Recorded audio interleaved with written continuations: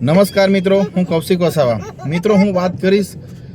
અત્યારે હું આવી ગયો છું રાજપીપળા ખાતે અને અહીંયા ગાંધી ચોક પાસે મને જોવા મળ્યું છે કે અહીંયા પોલીસનો કાફલો ખૂબ મોટો છે.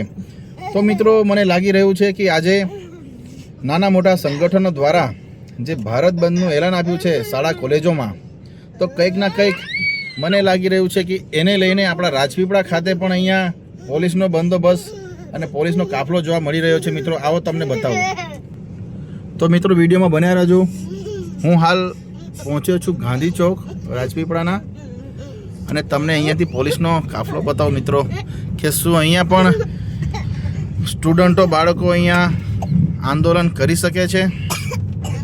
તો કંઈક ના કંઈક એવું લાગી રહ્યું છે મિત્રો. ચોક્કસપણે તો હું નથી કહી શકતો, પણ આ પોલીસનો કાફલો અહીંયા ખૂબ મોટી સંખ્યામાં અહીંયા તમે જોઈ શકો છો. પોલીસની ગાડીઓ અને એસપી કચેરીની બહાર આ તમે જોઈ શકો છો.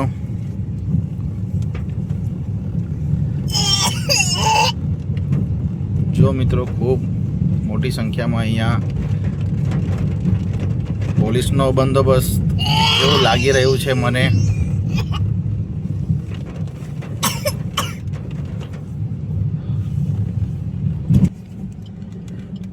મિત્રો, તમે જુઓ, મેં અહીંયાથી યુટર્ન માર્યો છે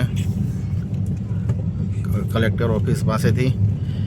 તો કંઈક ના કંઈક એવું લાગી રહ્યું છે મિત્રો કે અહીંયા જે જંતર મંતર પર જે દિલ્હી પર જે સ્ટુડન્ટો જે પ્રોટેસ્ટ કરી રહ્યા છે, જે વિરોધ કરી રહ્યા છે કે ધર્મેન્દ્ર પ્રધાનનો ઇસ્તીફા આપો, અને સાથે સાથે હવે વડાપ્રધાન મોદીજીનો પણ એ લોકો ઇસ્તીફા માગે છે, રાજીનામું માગે છે.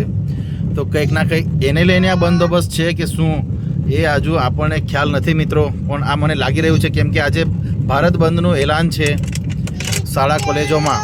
નાના મોટા સંગઠનો દ્વારા એવી રીતે એલાન કરવામાં આવ્યું છે. તો આટલું મોટું પોલીસનો કાફલો, પોલીસની ગાડીઓ જોતા મને કંઈક ના કંઈક એવું લાગી રહ્યું છે મિત્રો.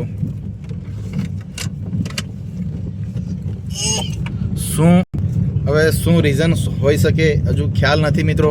પણ આજે જે ભારત બંધનું એલાન છે શાળા કોલેજોમાં, જે સ્ટુડન્ટોના વારે આવેલા છે, જે નાના મોટા સંગઠનો, એ ખૂબ સારું એવું કામ કરી રહ્યા છે. કેમ કે જે સ્ટુડન્ટો છે, તમે જુઓ દિલ્હીમાં જંતર મંતર પર કેટલા સમયથી આ ચાલી રહ્યું છે. અને જે આ જંતર મંતર પર જે આ બાળકો સાથે, જે સ્ટુડન્ટો સાથે જે આ પોલીસ પ્રશાસન જે ત્યાં કરી રહી છે, એ તદ્દન ખોટું કરી રહી છે. આખા દેશભરમાં ચર્ચા છે હમણાં હાલ. અને જે CJP પાર્ટીના જે અભિષેક દીપકે જે એ છે, તેમને આ અભિયાન ચલાવ્યું છે મિત્રો. કારણ કે લોકો એમને સમર્થન કરી રહ્યા છે. તમામ સમાજના લોકો હોય કે તમામ લોકો આખા દેશભરથી એમને સમર્થન કરી રહ્યા છે. કારણ કે 21 લોકોના જે મોત થાય છે, નીટ પેપર જે લીક થાય છે, તેના બાબતે લઈને આ એક દિલ્હી ખાતે જંતર મંતર પર પ્રોટેસ્ટ કરવામાં આવી રહ્યું છે. બાળકો સ્ટુડન્ટો દ્વારા વિરોધ કરવામાં આવી રહ્યો છે. તો આ બિલકુલ વ્યાજબી છે. હું કહું છું બિલકુલ વ્યાજબી છે. કારણ કે તમે હમણાં જોયું હશે આ 1-2 દિવસ પહેલાં કે ત્યાં પોલીસ કર્મીઓ દ્વારા અને ત્યાં જે બીજા જવાનો હતા, તેમાં નેમ પ્લેટ, અહીંયા જે નેમ પ્લેટ આવે તે નેમ પ્લેટ પણ નહીં ને કંઈ નહીં, અને દંડે મારવામાં આવ્યા એમને. અને તમે જુઓ, દીકરીઓને પણ માથા ફોડી નાખ્યા, સ્ટુડન્ટોના બધા તમામ લોકોના માથા ફોડી નાખ્યા. તેમાં તો એક બાળક એમાં મૃત્યુ પણ પામ્યું છે. એટલે આ કંઈક ના કંઈક આ તાનાશાહી સરકારને હવે આપણે અહીંથી ભગાવવી પડશે.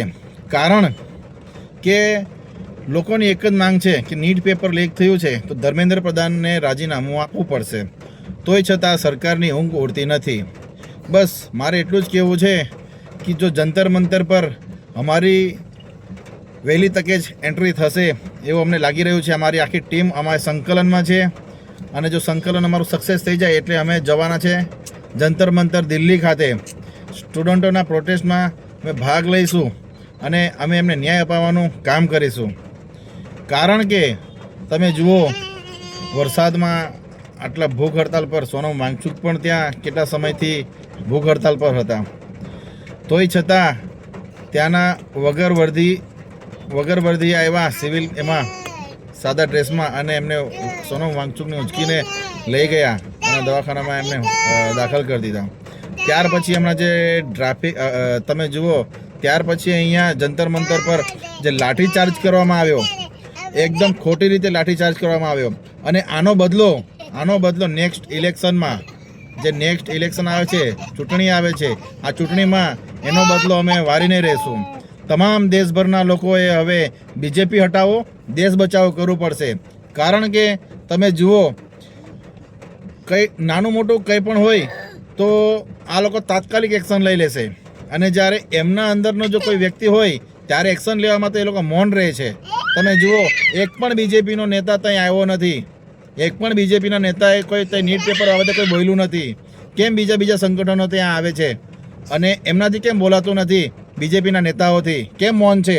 એનો જવાબ મને જરૂરથી આપજો. અને જે અંધભક્તો આ વિડીયો જોવે છે, કમેન્ટ જરૂરથી કરજો કે તમારા નેતાઓ કેમ ત્યાં જતા નથી.